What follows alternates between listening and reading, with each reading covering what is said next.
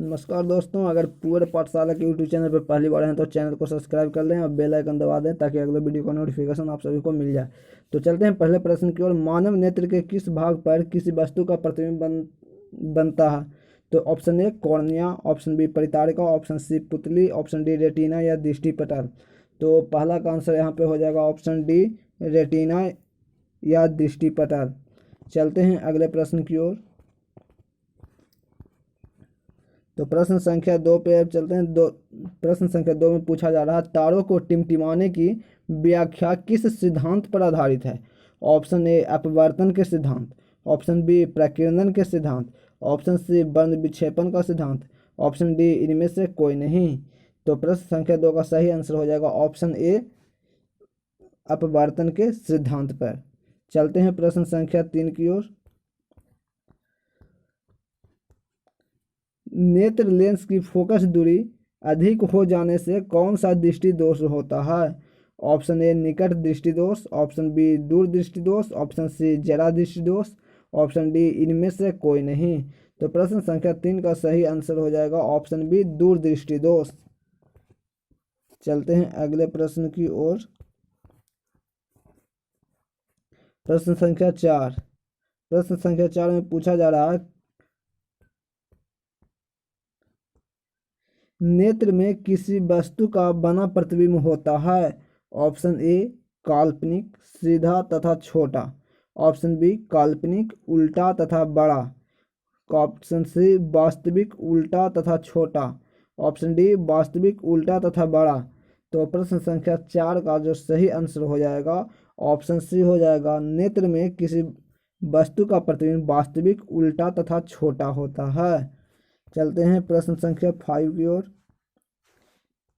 प्रश्न संख्या 5 में पूछा जा रहा है, जो नेत्र निकट स्थित वस्तुओं को स्पष्ट नहीं देख पाता उस नेत्र में होता है? ऑप्शन ए दूर दृष्टि दोष, ऑप्शन बी निकट दृष्टि दोष, ऑप्शन सी जरा दृष्टि दोष, ऑप्शन डी वर्णांधता। तो प्रश्न संख्या 5 का सही आंसर ऑप्शन सी हो जाएगा, ऑप्शन ए हो जाएगा दूर दृष्टि दोष। सॉरी, थोड़ा सा गलती बोल दिए थे। प्रश्न संख्या 5, जो नेत्र निकट स्थित वस्तुओं को स्पष्ट नहीं देख पाता है उस नेत्र में होता है। तो कौन सा दृष्टि दोष? दूर दृष्टि दोष। ऑप्शन ए सही आपका आंसर हो जाता है। अगर कोई व्यक्ति है, ये आँख है, मान लीजिए क्या है आँख, अगर ये आँख नज़दीक की वस्तु को नहीं देखा जा रहा है तो हम बोलेंगे कि दूर दृष्टि दोष है, उल्टा बोला जाता है। ठीक, नज़दीक वाला नहीं दिखाई दे रहा है तो दूर दृष्टि दोष है, और दूर वाला दिखलाई दे रहा है तो वो कौन सा दृष्टि दोष से ग्रसित है? दूर वाला दिखलाई दे रहा है, नहीं दिखलाई दे रहा है तो वह निकट दृष्टि दोष से ग्रसित है, उल्टा बोला जाता है। यहाँ पे ध्यान रखिएगा, अगर वस्तु नज़दीक वाला नहीं दिखलाई दे रहा है तो उसको दूर दृष्टि दोष बोलेंगे, और दूर वाला वस्तु अगर नहीं दिखलाई दे रहा है तो उसको निकट दृष्टि दोष बोलेंगे। तो चलते हैं प्रश्न संख्या 6 की ओर। प्रश्न संख्या 6 में पूछा जा रहा है, श्वेत प्रकाश की किरण जब किसी प्रिज्म से होकर गुजरती है तब जो रंग सबसे अधिक विचलित होता है वह है? तो वह रंग ऑप्शन ए नीला, ऑप्शन बी लाल, ऑप्शन सी बैंगनी, ऑप्शन डी नीला और लाल दोनों। तो यहाँ पे आपको जो सही आंसर हो जाएगा आपका हो जाएगा ऑप्शन सी बैंगनी रंग। जब प्रिज्म पे श्वेत प्रकाश को गिराया जाता है तो इस प्रकार से देखते होंगे 7 रंगों में विभक्त हो जाता है, जिसमें जो सबसे नीचे का रंग होता है वो बैंगनी होता है। इसका आप ट्रिक जानते हो, बैजानिया पिनाला, इसके अनुसार इसे निकाला जाता है। चलते हैं अगले प्रश्न की ओर। प्रश्न संख्या 7 में पूछा जा रहा है, अपने लेंस की फोकस दूरी को बदलकर दूर या निकट की वस्तु को साफ साफ देख सकने के लिए आँखों के गुण को कहते हैं? दूरदृष्टता, समंजस क्षमता, निकट दृष्टता, जरा दूरदर्शिता। कह रहा अगर आपका जो नेत्र है जो नज़दीक की वस्तु को और दूर की वस्तु को, अपना नेत्र का जो फोकस लेंस है यानी कि अपने फोकस दूरी को बदलता है आपका नेत्र, तो वह किस कारण बदलता है, यानी कि वह गुण क्या कहलाता है जिसके चलते वह अपने नेत्र की फोकस लेंस को कम और दूर कर पाता है नेत्र? तो यहाँ पे प्रश्न संख्या 7 का सही आंसर हो जाएगा ऑप्शन बी, समंजन क्षमता। समंजस क्षमता वह क्षमता होती है जिसके द्वारा नेत्र है जो अपनी आँख की पुतलियों को बड़ा और छोटा करके अपने फोकस दूरी के हिसाब से, वस्तु की दूरी के हिसाब से अपने आप के फोकस दूरी को बढ़ाता या घटाता है। चलते हैं प्रश्न संख्या 8 की ओर। जरा दूरदर्शिता से पीड़ित व्यक्ति का उपचार किस प्रकार के लेंस से किया जाता है? ऑप्शन ए अवतल, option B bifocal, option C अपसारी, ऑप्शन डी अभिसारी। तो मैं यहाँ पे बता दूं कि प्रश्न संख्या 8 का सही आंसर ऑप्शन बी हो जाएगा, बाइफोकल लेंस। बाइफोकल लेंस में के द्वारा जरा दृष्टि दोष से पीड़ित व्यक्ति का उपचार किया जाता है।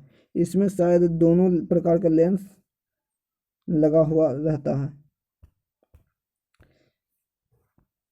चलते हैं प्रश्न संख्या 9 की ओर।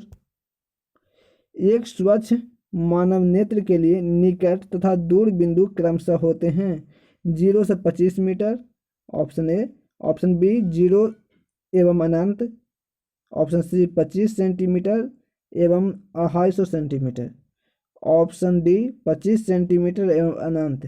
कह रहा है एक स्वस्थ मानव नेत्र के निकट तथा दूर बिंदु क्रमशः होते हैं। निकटतम 25 सेंटीमीटर, आप लोगों ने पढ़ा होगा कभी कि स्पष्ट दृष्टि की न्यूनतम दूरी होती है कितना, 25 सेंटीमीटर।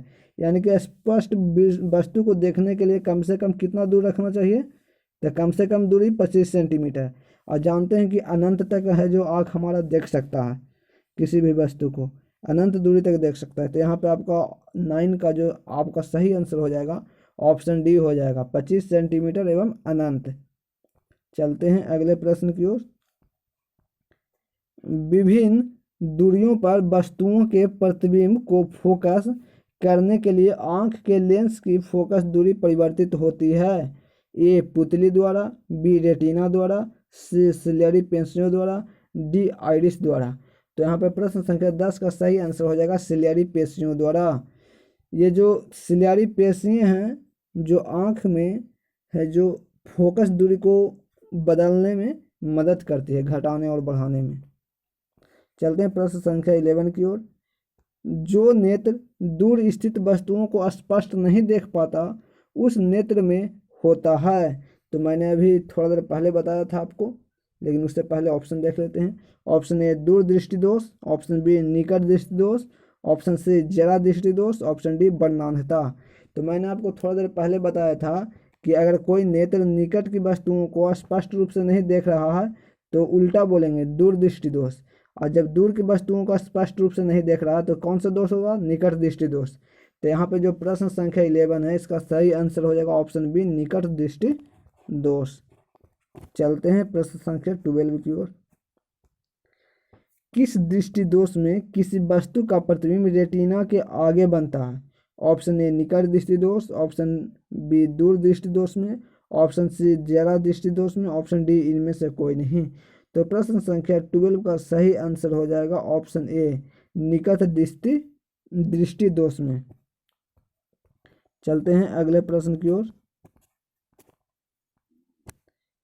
नेत्र की समंजन क्षमता कम हो जाने से उत्पन्न होता है। ऑप्शन ए निकट दृष्टि दोष, ऑप्शन बी दूर दृष्टि दोष, ऑप्शन सी जरा दृष्टि दोष, ऑप्शन डी वर्णांधता। तो प्रश्न संख्या 13 का सही आंसर हो जाएगा ऑप्शन सी, जरा दृष्टि दोष।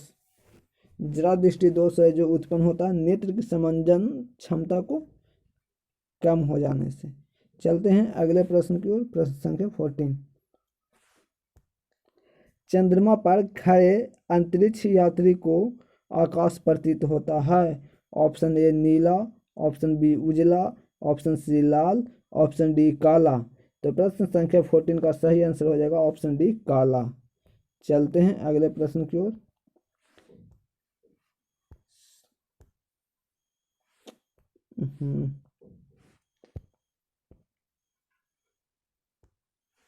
चलते हैं प्रश्न संख्या 15 को। श्वेत रंग कितने रंगों के मेल से बना है? Option A 3, option B 4, option C 5, option D 7। तो ये आपका सही आंसर हो जाएगा ऑप्शन डी 7। अगर सातों रंगों को मिला दिया जाता है तो वह श्वेत प्रकाश बन जाता है। या आप बोल सकते हैं कि श्वेत प्रकाश में 7 रंग मौजूद होते हैं। चलते हैं प्रश्न संख्या 16 की ओर। दृश्य प्रकाश में किस वर्ण का तरंगदैर्घ्य अधिकतम होता है? ऑप्शन ए बैंगनी, ऑप्शन बी लाल, ऑप्शन सी नीला, ऑप्शन डी पीला। तो 16 का सही आंसर ऑप्शन बी लाल हो जाएगा। जिस रंग का तरंगदैर्घ्य अधिकतम होगा उस रंग को नाम लाल है। जैसे कि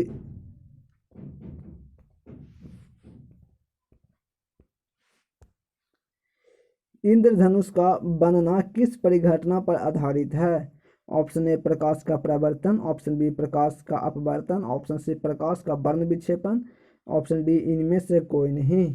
तो प्रश्न संख्या 17 का जो सही आंसर हो जाएगा वो हो जाता ऑप्शन सी प्रकाश का वर्ण विक्षेपण। चलते हैं प्रश्न संख्या 18 की ओर। जो नेत्र निकट स्थित वस्तु को साफ नहीं देख सकता उस नेत्र में होता है। ऑप्शन ए दूरदृष्टि दोष, ऑप्शन बी निकट दृष्टि दोष, ऑप्शन सी जरा दृष्टि दोष, ऑप्शन डी वर्णांधता। देखिए ये प्रश्न पहले भी हमने किया है।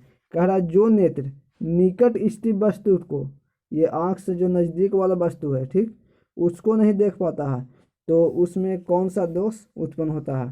तो उल्टा बोला जाता है। तो 18 का ऑप्शन सही क्या हो जाएगा? ऑप्शन ए दूरदृष्टि दोष। चलते हैं प्रश्न संख्या 19 की ओर। किसी कोलाइडी विलयन में निलंबित कणों से प्रकाश के प्रकीर्णन को कहा जाता है। ऑप्शन ए वायुमंडलीय प्रभाव, ऑप्शन बी किंडल प्रभाव, ऑप्शन सी टिंडल प्रभाव, ऑप्शन डी क्विंटल प्रभाव। तो 19 का जो सही आंसर हो जाएगा ऑप्शन सी टिंडल प्रभाव। अगर किसी विलयन के द्वारा, मान लीजिए इस विलयन के द्वारा अगर क्या जा रहा, प्रकाश जा रहा, तो इसमें जो लाइट इसको पड़ेगा तो प्रकीर्णन होगा, तो उस प्रभाव को क्या बोलते हैं? टिंडल प्रभाव बोला जाता है। किसी कोलाइडी विलयन में निलंबित कणों से प्रकाश को प्रकीर्णन को कहा जाता है। तो आप याद रखिएगा टिंडल प्रभाव। चलते हैं प्रश्न संख्या 20 की ओर। सामान्य मानव नेत्र की दूरबिंदु है।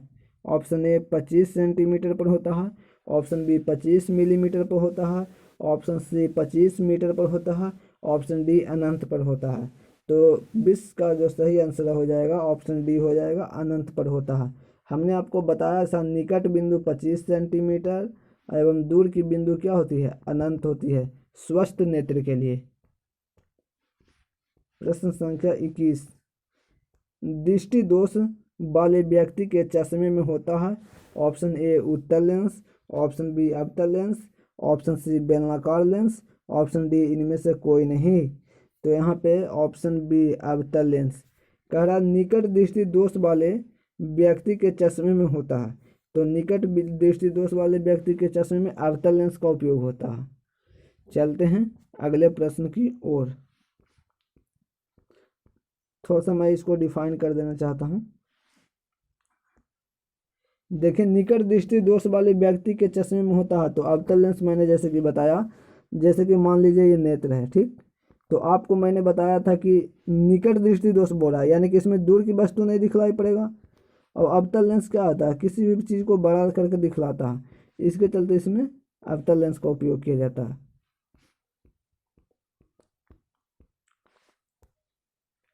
मानव नेत्र में उपस्थित लेंस है ए उत्तल लेंस, ऑप्शन बी कोई लेंस नहीं होता है, ऑप्शन सी अवतल लेंस होता है, ऑप्शन डी इनमें से कोई नहीं। तो वह इसका जो सही आंसर हो जाएगा ऑप्शन ए हो जाएगा उत्तल लेंस। मानव नेत्र में उपस्थित जो लेंस होता है वह उत्तल लेंस होता है। चलते हैं प्रश्न संख्या 23 की ओर। निम्नलिखित में से किस दृष्टि दोष में नेत्र को क्रिस्टलीय लेंस धुंधला अपारदर्शी हो जाता है? ऑप्शन ए निकट दृष्टि, ऑप्शन बी मोतियाबिंद, ऑप्शन सी दीर्घ दृष्टि दोष, ऑप्शन डी जरा दृष्टि दोष। तो प्रश्न संख्या 23 का जो सही आंसर है ऑप्शन बी मोतियाबिंद।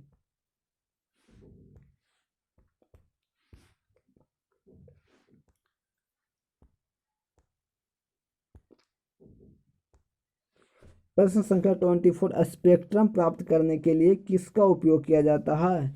ए कांच की सिल्ली, ऑप्शन बी अवतल दर्पण, ऑप्शन सी उत्तल लेंस, ऑप्शन डी प्रिज्म। तो यहाँ पे जो सही आंसर है ऑप्शन डी हो जाएगा, प्रिज्म।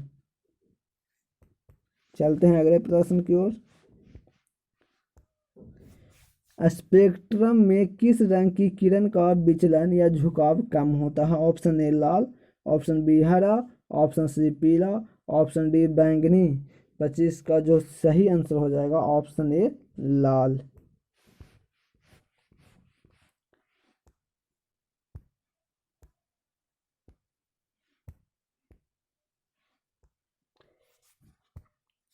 दीर्घ दृष्टि दोष के निवारण के लिए किस लिए उपयोग किया जाता है? ऑप्शन ए गोलीय बेलनाकार लेंस, ऑप्शन बी उत्तल लेंस, ऑप्शन सी समोत्तल लेंस, ऑप्शन डी अवतल लेंस। तो जो प्रश्न संख्या 26 है उसका सही आंसर हो जाएगा ऑप्शन बी उत्तल लेंस।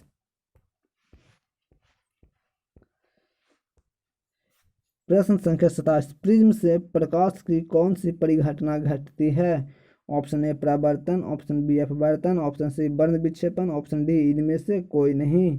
तो यहाँ पे जो सही आंसर हो जाएगा ऑप्शन सी वर्ण विक्षेपण। प्रकाश के किस रंग का तरंगदैर्घ्य सबसे कम होता है? ऑप्शन ए बैंगनी, ऑप्शन बी हरा, ऑप्शन सी लाल, ऑप्शन डी कोई नहीं। तो यहाँ पे जो सही आंसर हो जाएगा 28 का वह ऑप्शन ए हो जाएगा, बैंगनी। तरंगदैर्घ्य सबसे कम बैंगनी का, सबसे ज़्यादा तो लाल का। क्या सबसे ज़्यादा? तो तरंगदैर्घ्य सबसे ज़्यादा किसका? लाल का। और सबसे कम तरंगदैर्घ्य पूछा जाए तो बैंगनी का।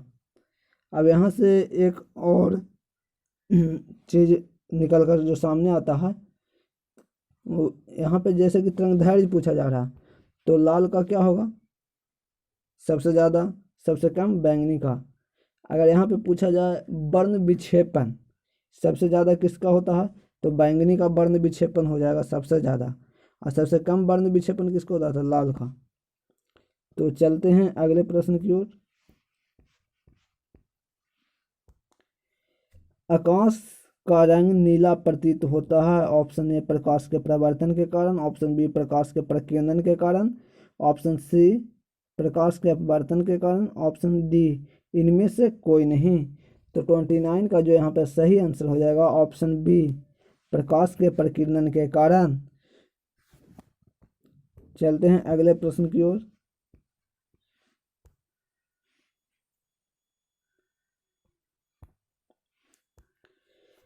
आंख व्यवहार होता है। ऑप्शन ए अवतल दर्पण की तरह, ऑप्शन बी उत्तल लेंस की तरह, ऑप्शन सी समतल दर्पण की तरह, ऑप्शन डी इनमें से कोई नहीं। तो प्रश्न संख्या 30 का सही आंसर हो जाएगा ऑप्शन बी उत्तल लेंस की तरह। जैसे कि मैंने पहले आपको बता चुका है कि उत्तल लेंस आँखों में मौजूद होता है। आँख का में जो लेंस उपस्थित होगा वो उत्तल लेंस होता है, इसलिए आँख का व्यवहार होगा भी तो कैसा? उत्तल लेंस की भांति। चलते हैं प्रश्न संख्या 31 की ओर।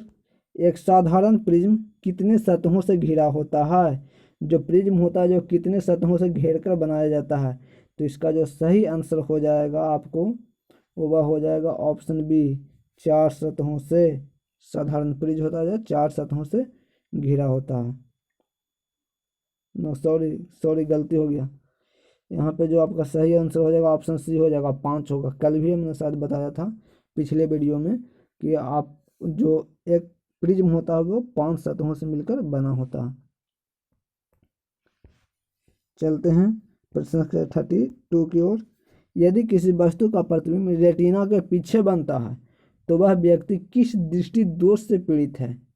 ऑप्शन ए दूरदृष्टि दोष से, ऑप्शन बी निकट दृष्टि दोष से, ऑप्शन सी जरा दृष्टि दोष से, ऑप्शन डी इनमें से कोई नहीं। तो इसका जो सही आंसर हो जाएगा ऑप्शन ए दूरदृष्टि दोष से। अगर रेटिना के आगे बन रहा है तो वह निकट दृष्टि दोष से पीड़ित है, और रेटिना के पीछे अगर प्रतिबिंब बन रहा है तो वह दूरदृष्टि दोष से पीड़ित है। याद रखिएगा इस बात को। प्रश्न संख्या 33, किसी माध्यम में छोटे छोटे कणों को निलंबन को कहा जाता है? ए कोलाइड, बी पुंज, सी प्रकाश, डी इनमें से कोई नहीं। तो इसका जो सही आंसर हो जाएगा ए कोलाइड।